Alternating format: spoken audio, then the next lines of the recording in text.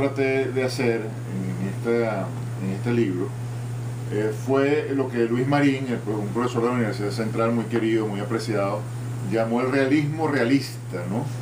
En el sentido de que decidí narrar en primera persona un poco lo que ha sido el recorrido de estos 16 años terribles que hemos vivido en Venezuela, pero dentro del género de la novela. Es decir, pero con vivencias personales, convivencias tuyas, o bueno, con una visión. Bueno, es una mezcla básicamente de realidad-ficción, y por supuesto entonces el resultado es esa mezcla, es un híbrido entre realidad y ficción, donde el lector primero tiene la oportunidad de establecer una relación muy íntima con el libro, porque mucho de lo que va a ver allí muy posiblemente le va a resultar familiar, pero entonces también le va a permitir reflexionar y tratar digamos, de diseccionar qué es realidad y qué es fantasía en el libro, ¿no? Mucho de lo allí escrito durante estos años, que uno, digamos, públicamente, en su actuar público en el país, ha venido denunciando, está allí plasmado. Qué bueno. Entonces, es un poco también el reto de ver, bueno, hasta qué punto el lector va a ver si eso que está allí es fantasía o es realidad. Tal como en un momento determinado en la realidad nos dijeron que era fantasía.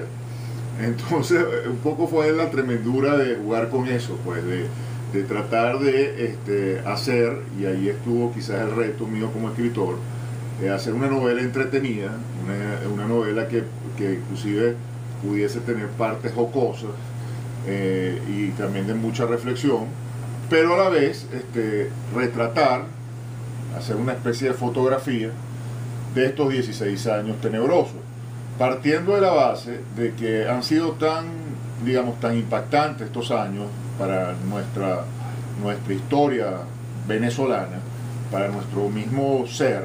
Es decir, todos los venezolanos que hemos vivido esto, de alguna manera hemos sido marcados profundamente, se nos han hecho cicatrices profundas, ¿no?, en estos 16 años a la mayoría de los venezolanos.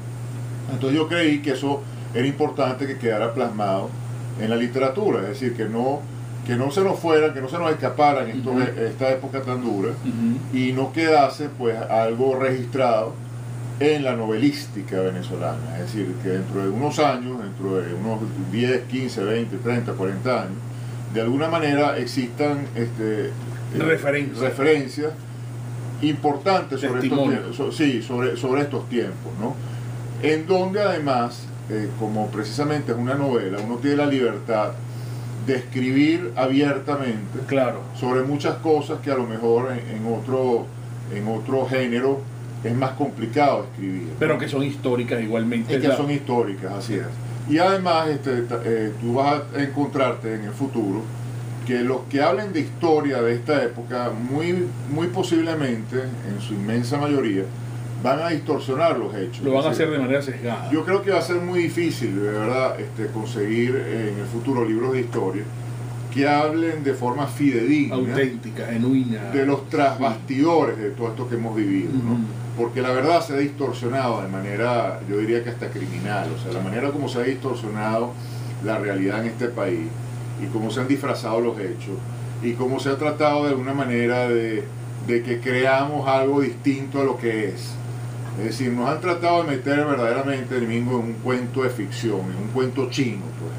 Para mí estos 16 años, desde el punto de vista del país, de lo que nosotros hemos tenido que confrontar, ha sido un cuento chino, un teatro del absurdo, en donde nos han metido, nos han montado una tarima, nos han puesto unos actores, nos han puesto una música, y nos han obligado a presenciar esa obra una y otra vez, insistentemente. Pero una obra trágica, ¿no? Por supuesto, una tragedia, pero una tragedia que muchos de nosotros, quizás tú evidentemente, yo y muchos de los que nos están escuchando, hemos visto como una tragedia, pero otros no. Otros han tratado precisamente de disfrazar esa tragedia y verlo como otra cosa.